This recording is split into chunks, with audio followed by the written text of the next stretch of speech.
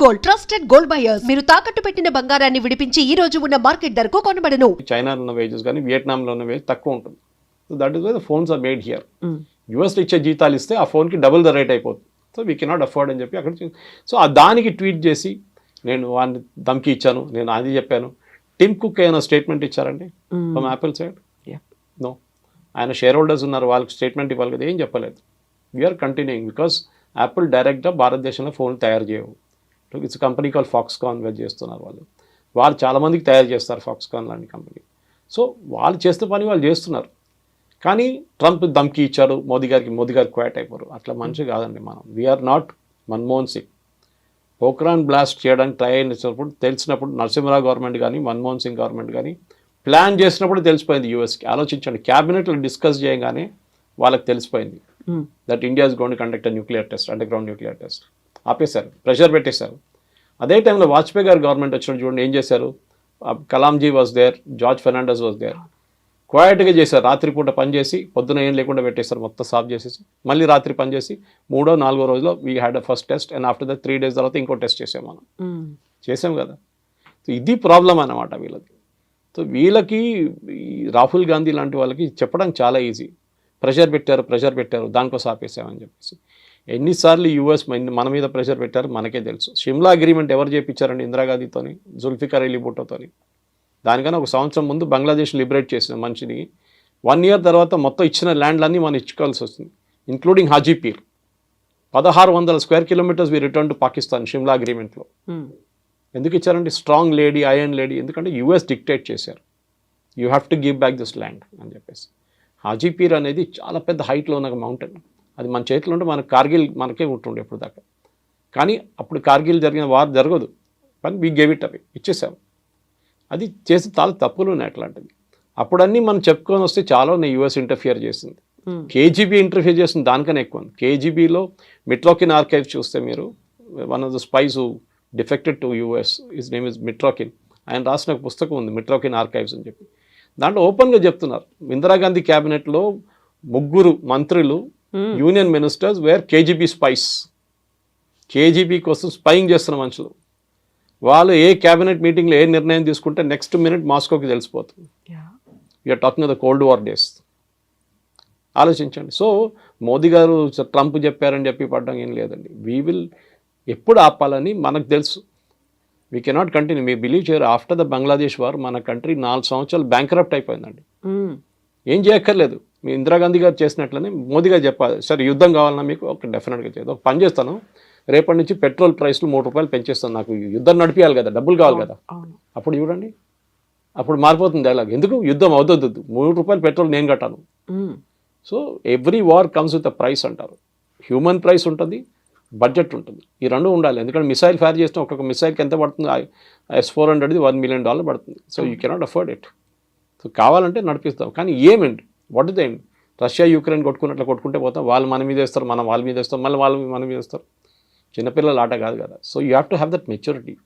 అదే మళ్ళీ రిటర్న్ అదే పాయింట్కి వస్తాను అనమాట. ఎమోషనల్ మెచ్యూరిటీ లేదు. ఏదైనా మన ఇంట్లో కూడా డిస్కస్ చేస్తున్నప్పుడు కూల్గా ఆలోచించాలి ఏదైనా కానీ. Something similar should be done when you're dealing with politics also.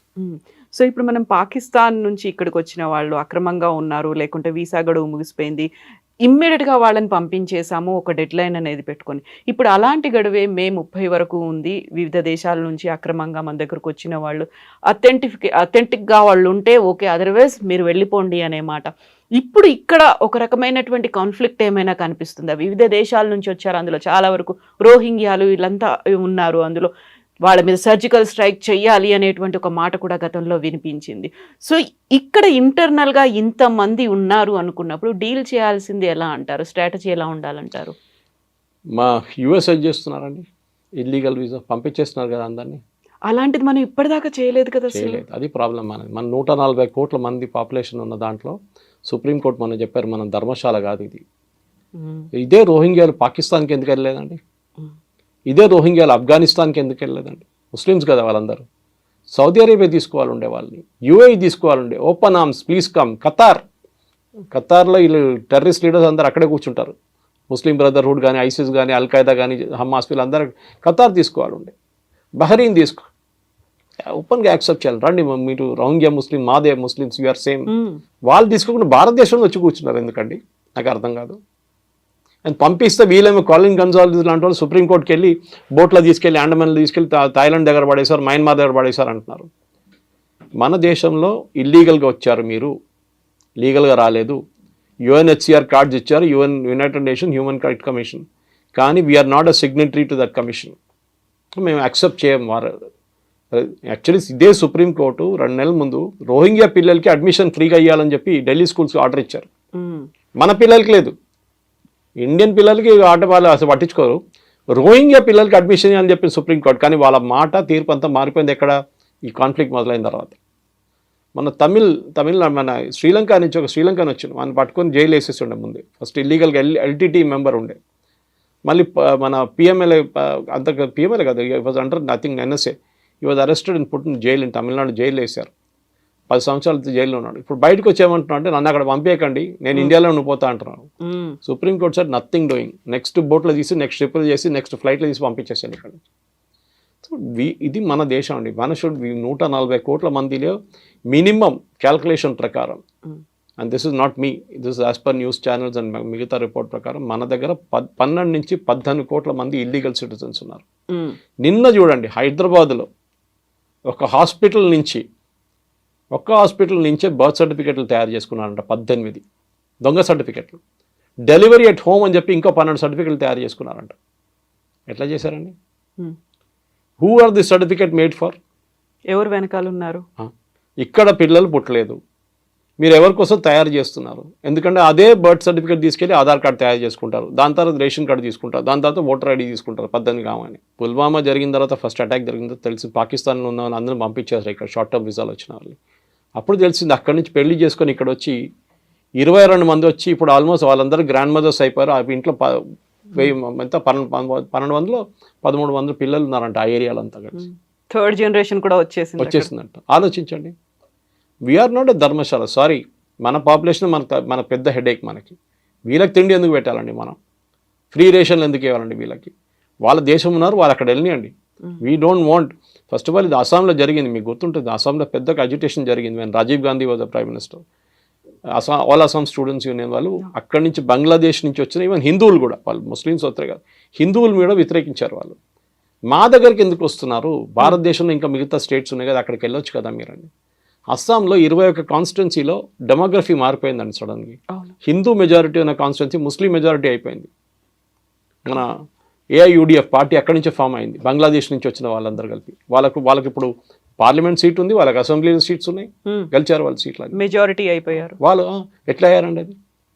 So మీరు బంగ్లాదేశ్ నుంచి సెటిల్ సరే కట్ ఆఫ్ డేట్ పెట్టాం, దాని తర్వాత ఇంత పెద్ద గొడవ అయిన తర్వాతనే రాజీవ్ గాంధీ అగ్రీ చేశారు. In fact national register for citizens, NRC అని మాట్లాడుతుంటాం, ఓవైసీ అంటారు, ఎన్ఆర్సీ వచ్చేది నేను చూసుకుంటా అది అని. ఇదే ఎన్ఆర్సీ అస్సాంలో ఇంప్లిమెంట్ చేశారు కండి. ఎవరు ఇంప్లిమెంట్ చేశారు? రాజీవ్ గాంధీ. అది ఎవరు చేయించారు? సుప్రీంకోర్టు. కంపల్సరీగా ఎన్ఆర్సీ పెట్టాలన్నారు. లిస్ట్ ఆఫ్ సిటిజన్స్ కావాలి మాకు, దీంట్లో లేని వాళ్ళు అందరూ పంపించేసేయండి.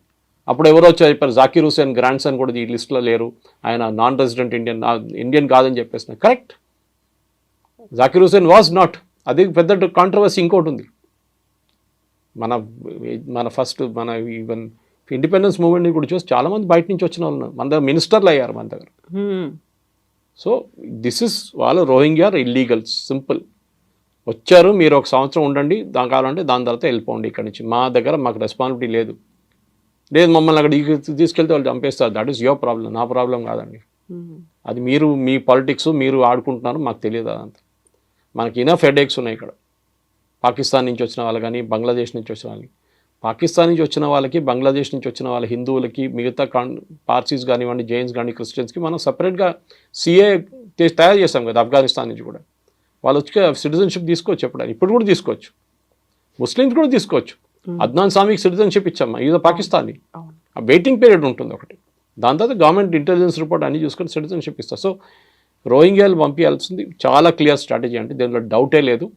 రోహింగ్యా అని కాదు, ఎవరైనా కానివ్వండి, బంగ్లాదేశ్లో ఇక్కడి నుంచి వచ్చిన వాళ్ళు కానీ, if they're illegally staying here వాళ్ళని రిటర్న్ పంపించాల్సి. ట్రంప్ చేస్తున్నారు, ఇప్పుడు యూకే చేస్తున్నారు, అందరు చేస్తున్నారు. సో సురేష్ గారు, ఇక్కడే 2-3 రకాలుగా డౌట్స్ వస్తున్నాయి. ఒకటేమో ఆపరేషన్ సింధూర్ అని పాకిస్తాన్లో ఉన్నటువంటి టెర్రరిస్ట్ క్యాంపుల మీద అటాక్ చేశాం, ఇక్కడ ఉన్నటువంటి ఇల్లీగల్ ఇమ్మిగ్రెంట్స్ని పంపించేయాలి అనేది చూస్తున్నాం. బట్ ఇక్కడే మన దేశం వాళ్ళే అయినప్పటికీ కూడా వాళ్ళని నక్సల్స్, మావోయిస్టులు అని పేరు చెప్పి ఆపరేషన్ కగార్ పేరుతో వాళ్ళని ఎందుకు మట్టు పెడుతున్నాము? వాళ్ళు మన వాళ్లే కదా, మన దేశస్తులే కదా, అయినప్పటికీ వాళ్ళని చంపాల్సినటువంటి అవసరం ఏముంది? వాళ్ళని కూడా తీవ్రవాదుల్లాగా ఎందుకు ట్రీట్ చేస్తున్నారు మన దేశం వాళ్ళే అనేటువంటి కామెంట్ ఉంది. ఆల్మేటి మాధవ్ రెడ్డి గారిని ఎవరు చంపారండి? శ్రీపతిరావు గారిని ఎవరు చంపారండి? Complete Madhya Pradesh leadership, Congress leadership 45 మందిని ఎవరు చంపారండి? 64 సిఆర్పిఎఫ్ సోల్జర్స్ని ఎవరు చంపారండి? అప్పుడు చంపినప్పుడు ఈ క్వశ్చన్లు ఎవరు అడగలేదండి, ఆ ప్రశ్నలు ఎవరు అడగలేదు ఆ టైంలో. వాళ్ళు చంపినప్పుడు ప్రాబ్లం లేదు. నక్సలైట్స్ క్లాస్ ఎనిమి కానీ బూర్జు స్వాధీనం చేసుకోవాలి, ఈ ఒక ఎమోషన్ని క్రియేట్ చేసింది ఆ అట్మాస్ఫియర్ ఎందువల్ల అంటారు? ఇప్పుడు ఏమైపోతుందంటే ఇది ఒకటే ఇష్యూ కాదు, క్రికెట్ మ్యాచ్ నడుస్తున్నప్పుడు ఇదే ఇష్యూ ఉంటుంది. ఒక క్రికెట్ మ్యాచ్ ఓడిపోతే సంగతి అంతే, వీళ్ళందరూ కలిసి ధోని మీదనో కెప్టెన్ ఎవరున్నా విరాట్ కోహ్లీయా లేకుంటే రోహిత్ శర్మ ఇవే పడతారు వీళ్ళందరూ కలిసి. సో మన దగ్గర ప్రాబ్లం ఏంటంటే, నేను చెప్పాను చూడండి, మన దగ్గర డ్రాయింగ్ రూమ్లో కూర్చొని ఐపీఎల్ చూసుకుంటా ధోని దగ్గర బ్యాటింగ్ ఎట్లా చేయాలని చెప్తారు మన వాళ్ళు.